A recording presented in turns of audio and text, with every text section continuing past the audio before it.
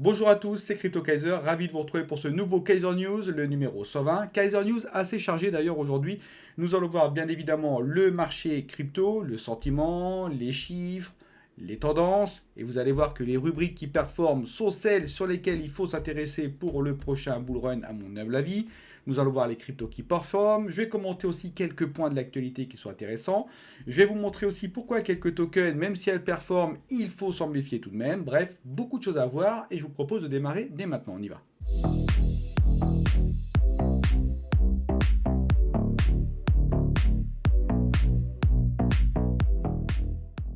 Mes très chers Kaisernautes, avant de débuter cette vidéo, n'oubliez pas de liker, de mettre un commentaire et évidemment de vous abonner si ce n'est déjà fait.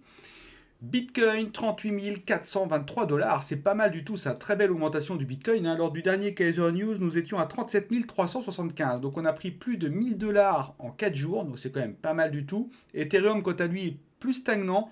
Nous étions à 2029, nous sommes à 2081, donc petite augmentation tout de même de l'Ethereum. La capitalisation du marché global crypto est de 1490 milliards de dollars à la dernière clôture journalière, c'est-à-dire à 1h ce matin, versus 1468 milliards de dollars il y a 4 jours. Donc on a encore pris des capitaux sur le marché crypto, c'est une excellente nouvelle. Par rapport à la dernière clôture journalière, nous avons pris 0,21% et sur la semaine 0,37% d'augmentation, ce qui est quand même pas mal.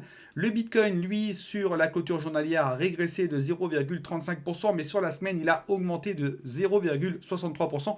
J'ai envie de vous dire encore, on enchaîne les bougies vertes hebdomadaire. Et l'Ethereum, quant à lui, a augmenté de 1,17%. Il a bien rattrapé son retard quand même sur la dernière clôture journalière.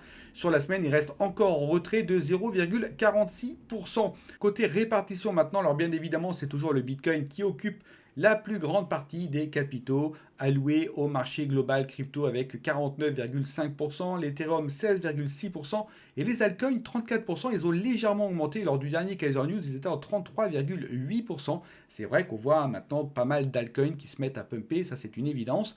Côté dominance maintenant du Bitcoin, on peut voir ici sur la semaine que le Bitcoin a bien progressé de 0,63%, plus que le marché global crypto.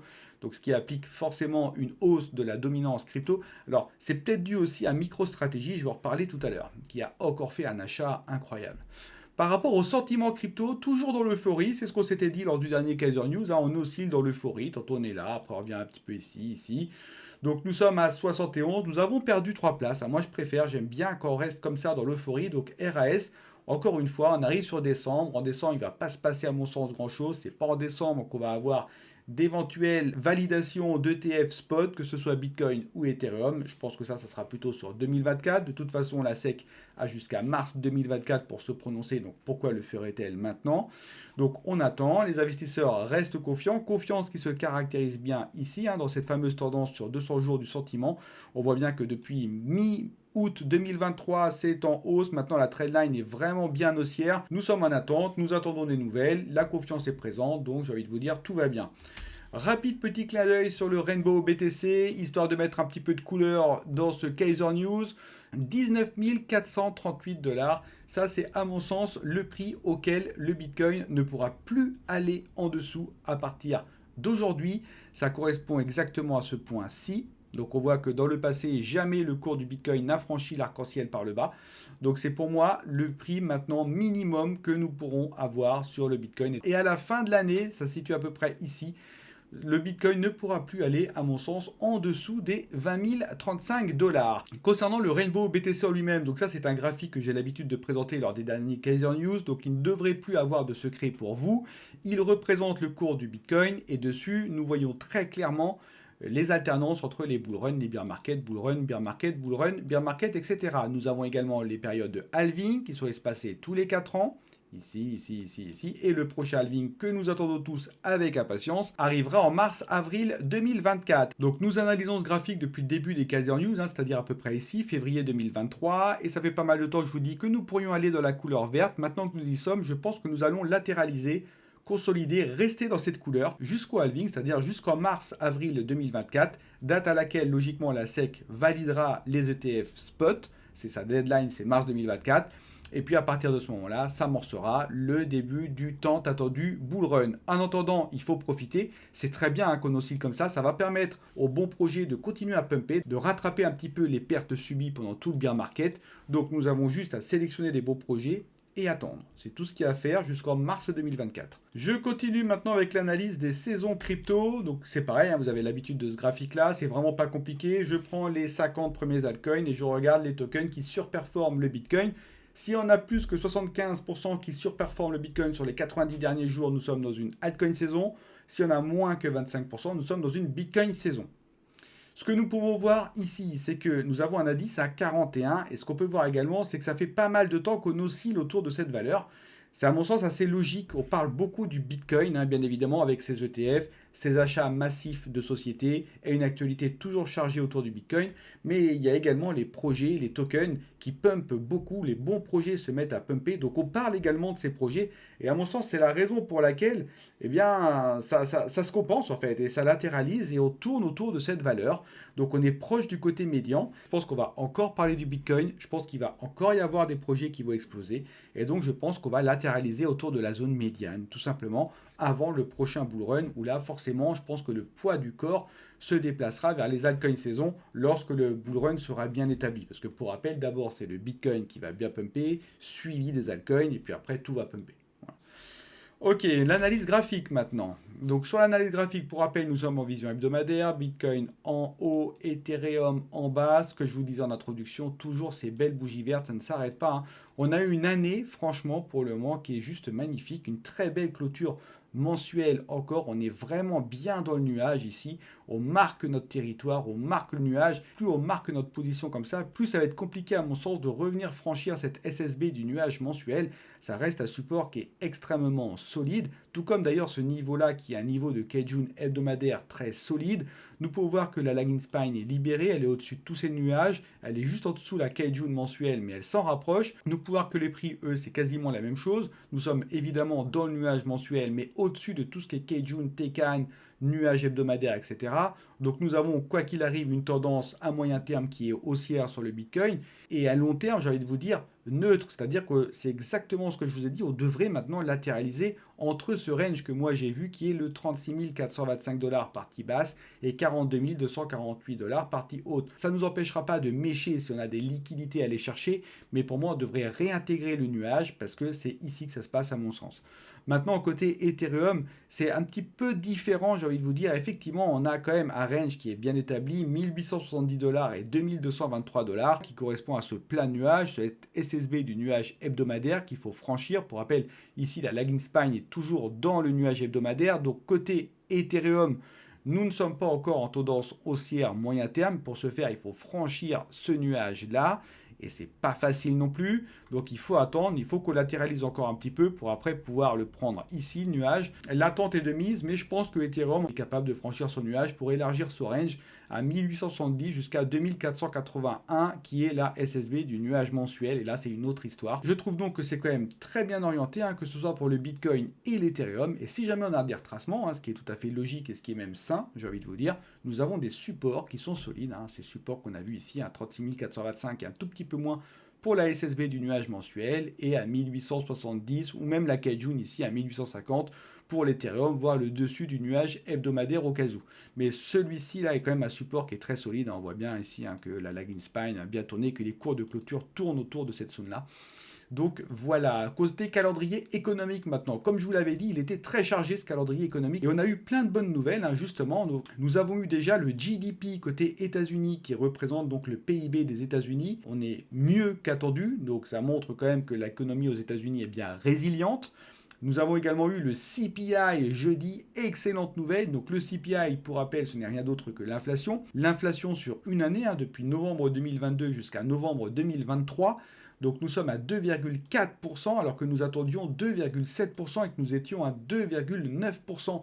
Donc ça veut dire qu'on a une inflation qui a bien diminué, mieux que prévu. Et ça, franchement, ça laisse de l'espoir pour une éventuelle baisse des taux directeurs, hein, parce que pour rappel, c'est très compliqué aujourd'hui avec les taux directeurs que nous avons. Ça impacte beaucoup de secteurs d'activité, hein, je pense notamment à l'immobilier, mais il y en a plein d'autres. Donc franchement très bien. Et nous avons également eu les chiffres de l'inflation aux États-Unis. Alors l'inflation Core PCE, hein, ça veut dire l'inflation moins tout ce qui est volatile, les énergies, l'alimentaire, qui est exactement ce à quoi on s'attendait, un 3,5%. Donc l'inflation se réduit encore, l'économie semble repartir. Donc ça reste des très bonnes nouvelles. Les chiffres du chômage d'ailleurs le confirmant à 218 versus 220 attendus. Donc c'est très très bien. Et puis nous avons ce soir Monsieur Powell qui va parler. Il faut bien l'écouter parce que quand Monsieur Powell parle, ça peut avoir une incidence sur les cours de nos cryptos. 16 130. 16 130. C'est le nombre de bitcoins que vient de racheter MicroStrategy. C'est assez incroyable. Ils sont à fond sur le Bitcoin. C'est la société qui possède le plus de Bitcoin. Et aujourd'hui, je crois qu'ils doivent en détenir dans les 175 000. C'est énorme. Et donc, je vous disais, c'est peut-être aussi cet achat très important qui a contribué aussi à augmenter un petit peu le cours du Bitcoin. Pour financer ça, ils ont vendu des actions qu'ils avaient par ailleurs pour pouvoir investir dans la crypto-monnaie. Donc c'est assez intéressant et ça fait toujours bonne presse au niveau de la crypto. Et pour terminer, j'ai choisi de mettre en avant le mot influenceur parce que effectivement, alors c'est influenceur crypto d'ailleurs, parce que je trouve qu'il y a de plus en plus d'influenceurs qui sont dangereux dans la sphère crypto francophone. Et je voulais vous mettre en garde. Alors c'est vrai que le cours des cryptos monte, donc il y a peut-être une incidence. Mais moi, c'est vrai que je regarde beaucoup de réseaux sociaux, je regarde beaucoup de vidéos, je parle avec beaucoup de personnes. Et force est de constater qu'il y a un réel danger par rapport à ça. Et il y a une personne de la sphère crypto francophone qui a décidé de prendre ça en main. Il s'appelle Emi, donc Dark Emi. Alors, attendez, je vais vous le montrer sur Twitter. Tac. Voilà. Dark Emi, c'est lui là, Dark Emi. Et cette personne-là en a marre un petit peu aussi de tout ce qui est influenceur. Et son objectif, c'est de dénoncer pendant plusieurs semaines d'ailleurs des pratiques un peu fallacieuses d'influenceurs. Et vous verrez que certains influenceurs sont extrêmement connus de la sphère crypto. Donc c'est la raison pour laquelle ne suivez pas quelqu'un, même s'il est connu bêtement. Faites vos propres recherches, analysez un petit peu ce qu'il y a en dessous.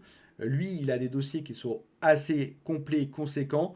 Et je vous invite sincèrement à le suivre si vous voulez, mais en tout cas à regarder ses threads et à regarder ce qu'il a un petit peu déterré. Et moi, c'est vrai que j'ai regardé tout ça et ça fait toujours un peu mal au cœur de voir qu'il y a encore des personnes comme ça qui essayent de profiter un peu des nouveaux arrivants de la communauté. Donc, alors voilà, moi j'aime bien ce genre d'action. C'est pour ça que j'ai choisi de vous en parler. Alors moi, je suis tout petit par rapport à lui. Mais bon, si vous ne le connaissez pas, je vous invite à le regarder parce que franchement, ça vaut le coup d'œil. Et lui, je pense que c'est une des rares personnes honnêtes dans notre chère communauté crypto francophone. Donc il faut l'encourager et c'est la raison pour laquelle je voulais montrer. Je retourne, chers amis, sur notre aperçu graphique et notre calendrier économique. C'est terminé. Je vous propose du coup maintenant de voir directement l'analyse du top 15 crypto. Bon, il n'y a pas eu énormément d'évolution pour la plupart, sauf deux. Donc Ethereum, ça nous l'avons vu. Le BNB, toujours 227 $, il se maintient hors de sa zone de danger, donc ça c'est bien. L'XRP, il évolue pas. Solana, aucune évolution. Mais bon, il a très très bien pumpé le Solana, donc on va pas trop lui en vouloir. Il est même repassé devant l'USDC. Comme vous pouvez le voir, il est 6e. Le Solana, franchement, bravo. Le Lido Stake Ether, ça se porte toujours bien. Le Cardano qui repère encore 2%, qui se rapproche inexorablement du Dogecoin qui lui a repris 4%, sûrement par rapport au satellite qui va être envoyé par Starship, satellite Doge qui va être mis en orbite. Je ne sais pas si ça va servir énormément, mais en tout cas, il y en a beaucoup qui en parlent, donc FOMO, bien évidemment. Le Tron qui n'a pas évolué. Alors attention, le Tron, Justin Sun, là, il pourrait être inquiété par la justice américaine. Il pourrait y avoir une enquête dessus.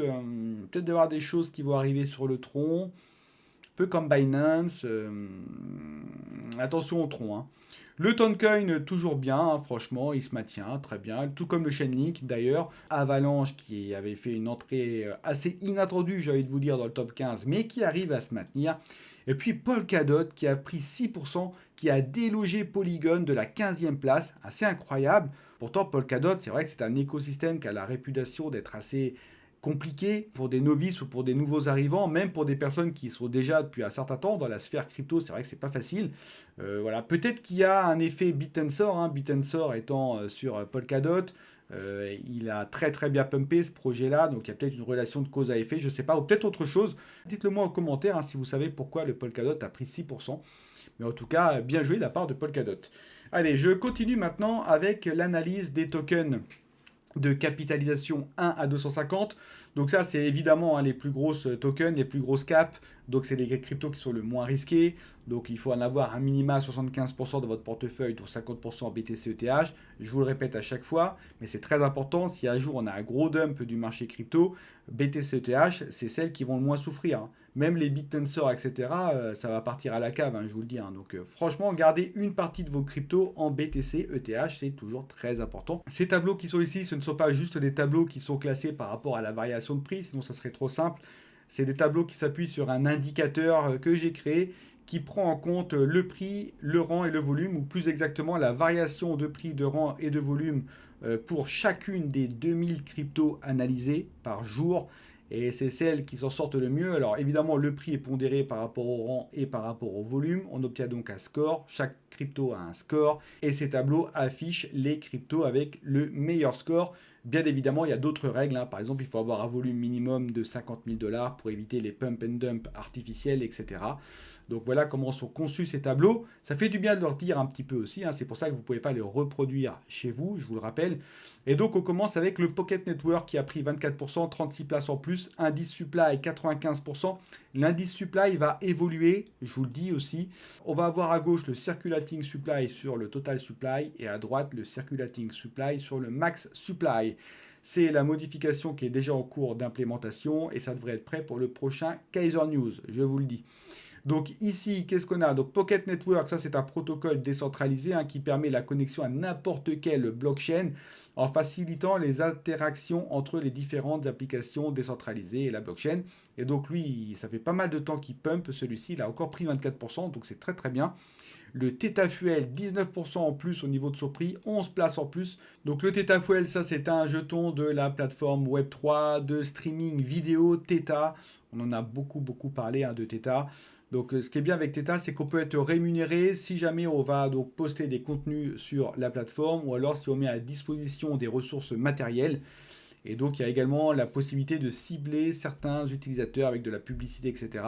Bref, c'est une plateforme qui est très connue, qui fonctionne bien. C'est vraiment un projet phare du streaming vidéo. Et puis nous avons Ocean Protocol qui a pris 11%, 59 places en plus, belle augmentation de volume également d'ailleurs. Ça c'est un protocole open source qui est construit sur Ethereum et qui permet l'échange de données entre des particuliers, des sociétés, le gouvernement, etc.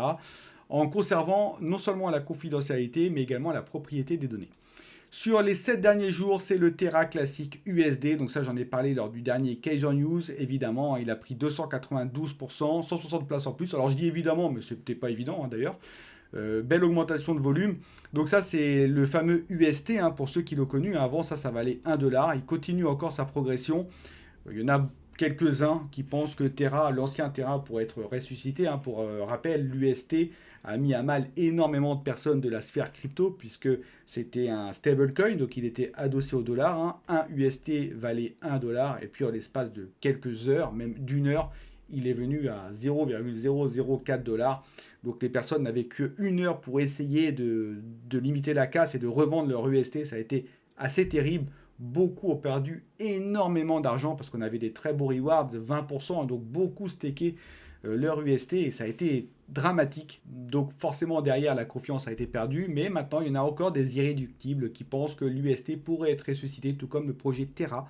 Et c'est la raison pour laquelle il continue d'ailleurs de pumper petit à petit. C'est très étonnant, mais bon, c'est comme ça. Ensuite, on a IOS Network qui a pris 122%. Ça, c'est un Layer 1 qui est entièrement interopérable entre Ethereum et Cosmos et qui permet du coup le déploiement rapide d'applications décentralisées, alors plutôt médiatiques.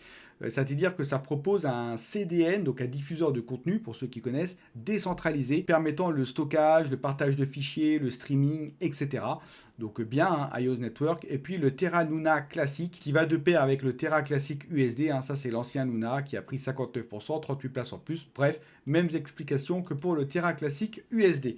Je continue maintenant avec les tokens jaune-orange. Donc capitalisation 251 à 800, plus risqué, pas plus de 15% de votre portefeuille. On commence avec White-Heart qui a pris 632% d'augmentation de prix et 810 places en plus. Méfiez-vous, hein. Franchement, White-Heart en plus, je vous avais dit, hein, ça propose un contrat de couverture. c'est-à-dire un smart contract sur Ethereum qui permet de se protéger, en tout cas de protéger la valeur de ses actifs contre les fluctuations du marché. Mais on a un site web qui ne marche pas, il y a très peu d'infos sur comment ça marche, c'est assez opaque. Donc moi j'ai envie de vous dire, c'est vrai que les chiffres sont incroyables. Prudence, prudence, prudence. Ça peut très fortement retracer ce truc-là. Donc moi, j'y vais pas, perso, après vous faites comme vous voulez. Ensuite, nous avons le 00 token qui a pris 153 places, c'est pas mal. 23% au niveau de la dis-supply, ça c'est un petit peu faible, mais je pense que c'est pas très vieux, donc ça peut expliquer pourquoi la dis-supply est encore assez faible. 59% au niveau de l'augmentation de son prix, ça c'est bien, et grosse augmentation de volume. Donc ça c'est le jeton de gouvernance du protocole Pools, hein. Je ne sais pas si vous connaissez, ça permet à chaque personne, alors qui a une audience Web3, bien évidemment, de créer de façon simple et automatique des jetons fongibles, grosso modo des points de fidélité, pour la faire courte, qu'il pourra d'ailleurs distribuer à ses fans. Et puis nous avons BitShares hein, qui a pris 94 places, 75% au niveau de la dis-supply, ça c'est pas mal, 28% au niveau du prix, très bien, belle augmentation de volume. Ça c'est un DEX hein, qui permet le trading de tout type d'actifs, même les matières premières. Ensuite, sur les 7 derniers jours, Whitehurst, j'en ai parlé, le Jesus Coin, ça c'est incroyable, le Jesus Coin, il n'arrête pas de grimper celui-ci. C'est fou. Franchement, super le Jesus Coin, hein, encore 195% au niveau de son prix, belle augmentation de volume, 310 places en plus, donc ça c'est un même coin sur la religion, vous avez deviné laquelle. Et puis nous avons le Sol Casino Token, 187%. Sol Casino Token, ça je trouve que son nom est bien trouvé d'ailleurs, hein. Sol Casino, ça veut tout dire, hein, c'est du gambling hein, bien évidemment, sur Solana, donc ça propose des paris sportifs et bien évidemment des jeux en ligne de type casino. Allez, je continue maintenant avec les tokens rouges, petite cap, attention, hein, 801 à 2000. Hein. Donc pas plus de 10% dans votre portefeuille. C'est vrai que ça peut bien pumper. On le voit ici. Mais c'est risqué. Voilà. Donc c'est pour ça une petite partie de votre portefeuille. Donc nous commençons avec Domo. Alors Domo, ça c'est pas compliqué. C'est un token BRC20. Hein, donc token sur le Bitcoin, etc. Vous en avez entendu parler. J'avais fait des vidéos dessus, tout ça. Donc voilà, c'est BRC20. Bon, comme quoi, il y en a encore. Et d'ailleurs, ouais, c'est une catégorie BRC20 qui se porte bien, hein, qui pump aussi, il faut le savoir. Hein. Donc c'est vrai que ça c'est embêtant parce que ça crée de la congestion sur la blockchain Bitcoin. Du coup, les frais au niveau du Bitcoin augmentent drastiquement. Donc ça peut être un problème. Bon après, si les frais sont trop gros, évidemment, le trading de BRC20 va diminuer, donc ça devrait un peu se compenser, mais ça reste quand même un petit peu un problème pour le moment. En tout cas, 923 places en plus, 703% d'augmentation, etc. Ensuite, nous avons Chain Games. Alors Chain Games a pris 142% au niveau de son prix, c'est quand même pas mal, 211 places en plus, 57%. Ça, c'est encore une plateforme de gaming. Hein. Je dis encore parce que c'est vrai qu'il y en a maintenant de plus en plus des plateformes de gaming qui proposent tout un peu la même chose. Hein. Elles investissent dans des jeux, où elles coéditent des jeux, où elles financent des jeux play to earn. Et bien évidemment, les joueurs jouent à ces jeux et gagnent des rewards, ici des chaînes. Bien évidemment, également, il y a une marketplace NFT où on peut acheter du coup des NFT de jeux pour aller plus loin dans les parties, etc. Bref, c'est du play to earn, hein, tout simplement. Il y a également des tournois, comme sur toute plateforme de gaming. Alors c'est vrai que là, quand on creuse un petit peu, on voit que l'équipe a l'air assez capée. En tout cas, ils mettent l'accent dessus. Des personnes de chez Microsoft, des personnes de chez Sony, etc. etc. C'est vrai que ça peut être bien, mais quand on creuse un petit peu, alors je vais vous montrer. On revient ici. Donc ça, c'est notre, ça c'est EMI. Je vais venir là. Hop. Bubble Maps pour vous montrer. Alors on va aller déjà sur CoinGecko. Je vais vous montrer. Pourquoi j'y vais pas? Voilà, je pense que c'est bien aussi de faire un petit exemple concret. Donc c'était Chain Games, hop, ici. Donc je vais sur CoinGecko, Chain Games, je récupère le contrat, hop, je le copie. Je vais voir par exemple sur Bubble Map qui détient quoi au niveau des tokens. Je rentre ici le token, je suis bien sur Ethereum, Chain Game, je clique, voilà. Et vous voyez, bah, ça moi je suis pas fan. Ça je suis pas fan. Si je mets Wallet List, vous voyez, en fait, ces gros ronds-là, il y a quelqu'un qui détient 20,26%. Et je ne sais pas qui se cache derrière cette adresse. Je ne pense pas que ce soit un exchange, parce qu'en général, ils le mettent. On voit KuCoin, on voit Gate.io, etc.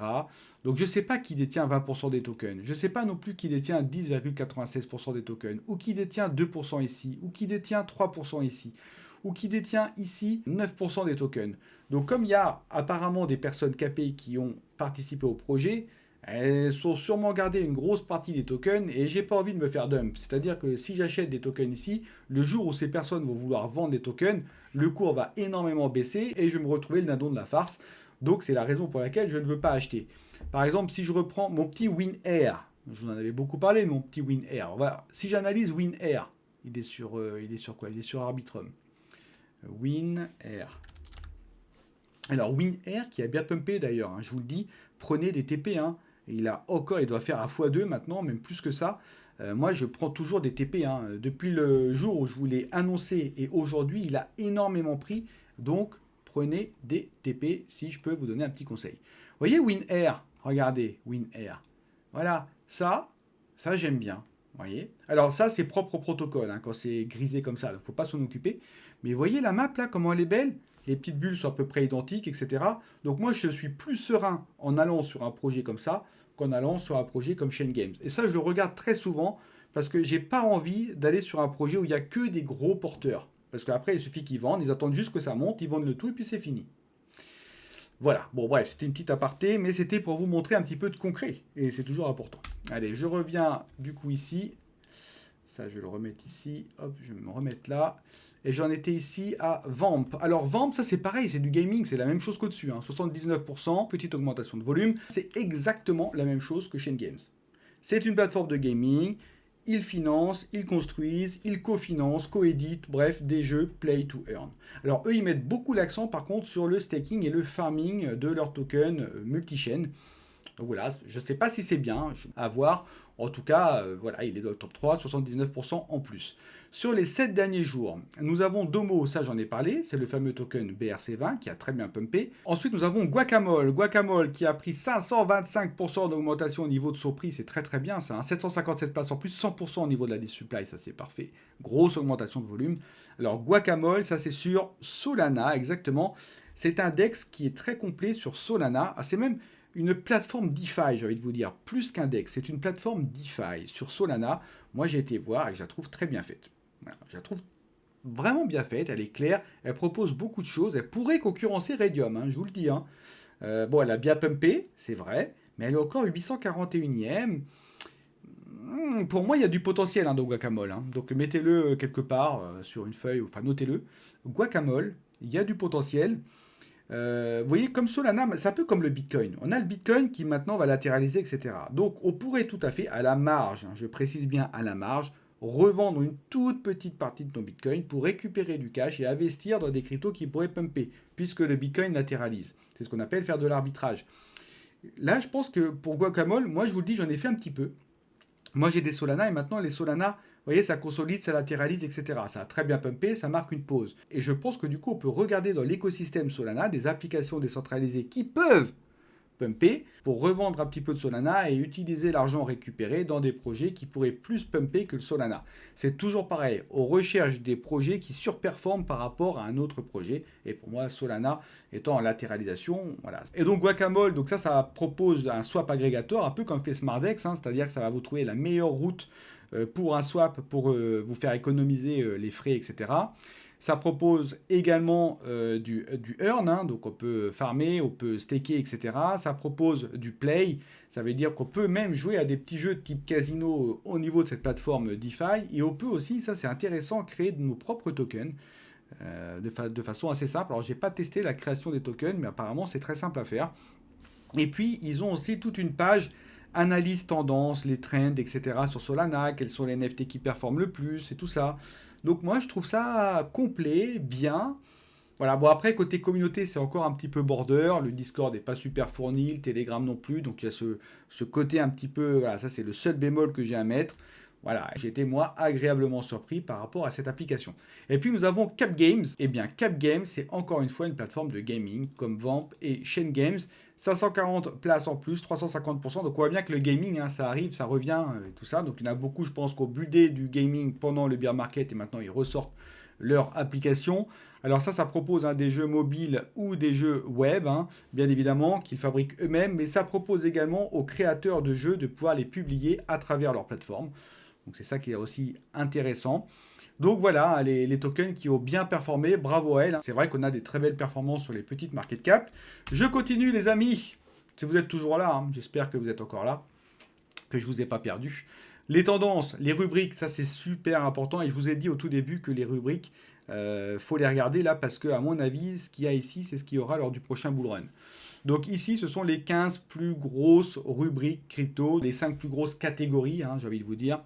Nous avons les Layer 1, les stablecoins, les exchanges centralisés. Alors, évidemment, les Layer 1, tout ce qui est blockchain d'infrastructure, c'est Bitcoin, Ethereum, etc. C'est ce qui regroupe le plus de capitaux au niveau des cryptos. 1119 milliards de dollars, hein, quand même.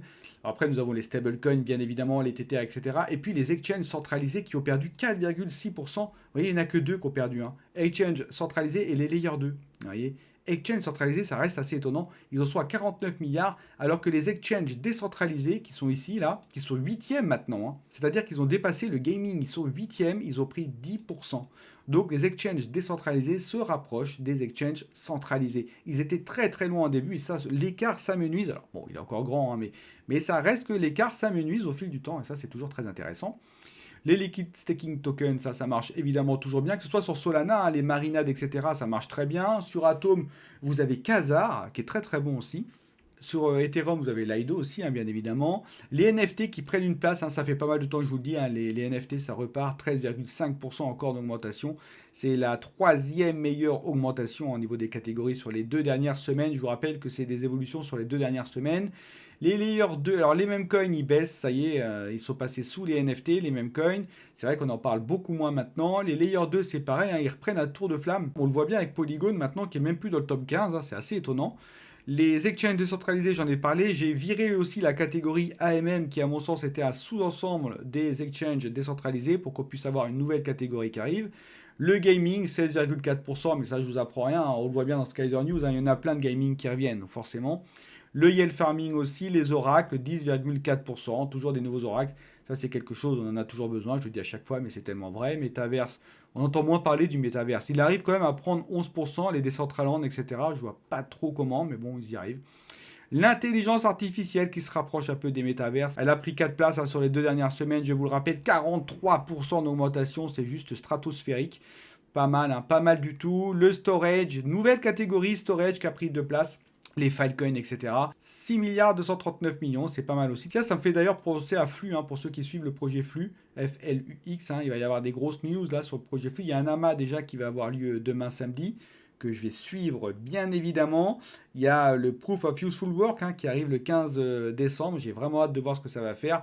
Le Cloud Flux, etc. C'est vrai qu'il a été un peu chahuté, hein, pendant pas mal de temps. Maintenant, ils ont énormément buildé pendant le bear market.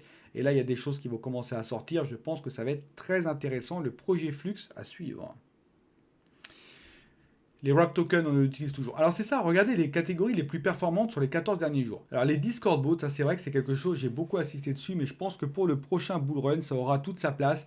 C'est très convivial, hein, le Discord, beaucoup de personnes l'utilisent, en tout cas dans la sphère crypto. C'est extrêmement simple à utiliser, ces bots, hein, c'est par des invites de commandes, mais c'est vraiment pas méchant. Il y en a beaucoup et dans pas mal de catégories, tout comme d'ailleurs sur Telegram. Hein. Ici, les Telegram apps, c'est exactement la même chose.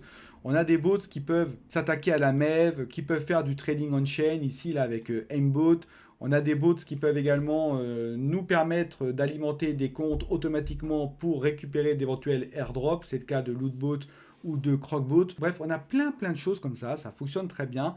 Et c'est vrai que ça rentre dans l'automatisation et c'est quelque chose dont les personnes sont assez friandes. Hein. L'automatisation, bien évidemment, pour nous faire gagner du temps et de l'argent.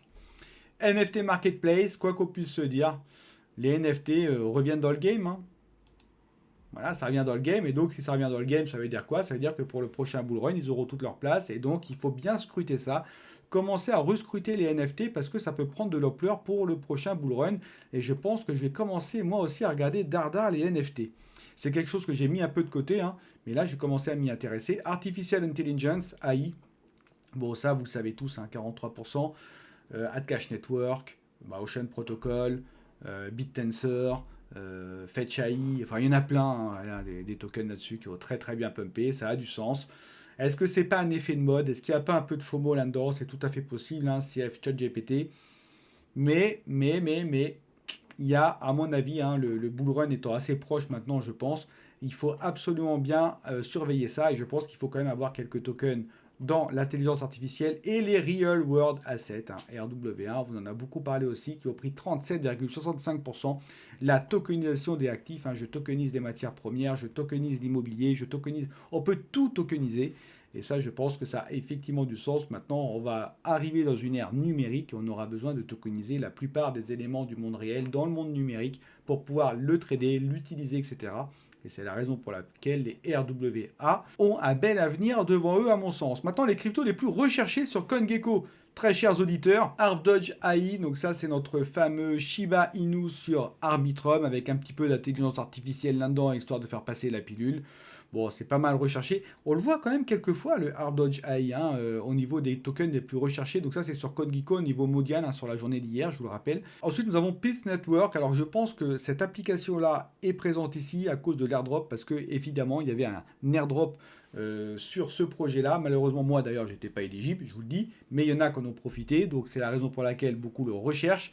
Ça, c'est un oracle, hein, décentralisé qui est en temps réel, hein, donc qui permet de récupérer en temps réel les données financières du monde traditionnel, donc dans des applications décentralisées sur plus de 40 blockchains, hein, quand même, faut le savoir.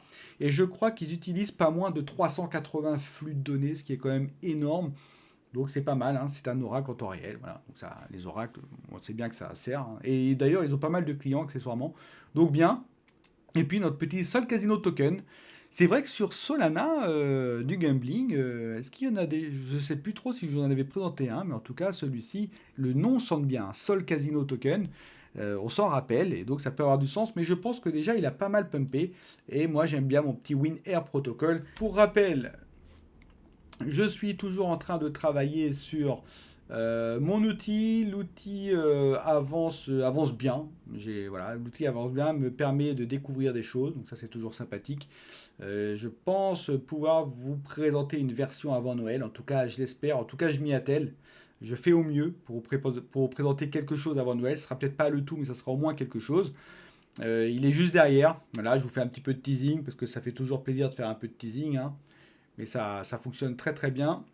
SmartDex également, je tenais à vous donner un petit état des lieux parce que ça continue de bien builder, hein, SmartDex, ils embauchent, ils sont en train de créer plein de choses. Il y a pas mal de partenariats aussi qui sont faits et qui sont annoncés, hein, CoinMarketCap, Carbone, donc ça c'est quand même très intéressant.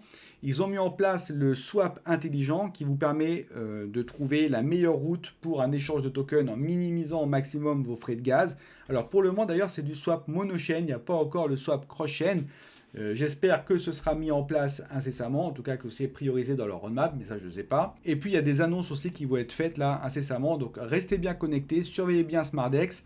Il y a également le farming, hein. Moi je farm sur SmartDex, c'est vrai que c'est super sympa parce que vous avez plusieurs chaînes, vous avez des bons rewards, et qui plus est, comme ça lutte contre l'impermanent loss, bah, au final c'est plus rare. Moi je suis plus rassuré à farmer sur SmartDex qu'à farmer sur d'autres outils.